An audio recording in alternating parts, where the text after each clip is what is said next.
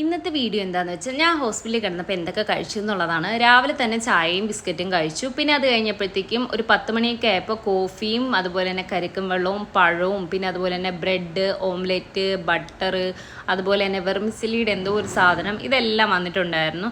സത്യം പറഞ്ഞാൽ ഹോസ്പിറ്റലിൽ കിടന്നപ്പോൾ എനിക്ക് വിശപ്പെന്ന് പറയുന്ന സാധനമേ ഇല്ലാതെ ഇതൊന്നും എനിക്ക് കഴിക്കാൻ പറ്റുന്നില്ലായിരുന്നു.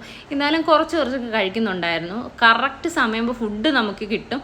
അതുകൊണ്ടാണോ എന്നറിയില്ല, വിശപ്പെന്ന് പറയുന്ന സാധനം തീരെ ഇല്ലായിരുന്നു.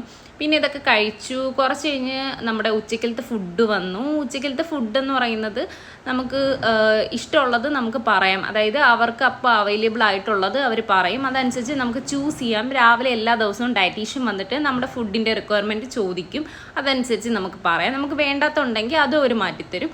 അപ്പോൾ ഇതൊരു പനീറിൻ്റെ എന്തോ ഒരു സാധനവും നമ്മുടെ സൗത്ത് ഇന്ത്യൻ ഫ്ലേവർ വരുന്ന ചിക്കൻ കറിയും പിന്നെ ഒരു യെല്ലോ റൈസും ആയിരുന്നു. നല്ല ടേസ്റ്റ് ഉണ്ടായിരുന്നു. ഞാൻ കുറച്ച് കഴിച്ചിട്ടുണ്ടായിരുന്നു. അത്യാവശ്യം നമ്മുടെ റിക്വയർമെൻറ്റ്സ് ഒക്കെ അനുസരിച്ച് കിട്ടുന്നതുകൊണ്ട് വലിയ കുഴപ്പമില്ലായിരുന്നു. വൈകുന്നേരം ആയപ്പോഴത്തേക്കും ഒരു കോൾഡ് കോഫിയും പിന്നെ അതുപോലെ തന്നെ 2 മാരിഗോൾഡിൻ്റെ ബിസ്ക്കറ്റും വന്നിട്ടുണ്ടായിരുന്നു. അതും കഴിച്ചു.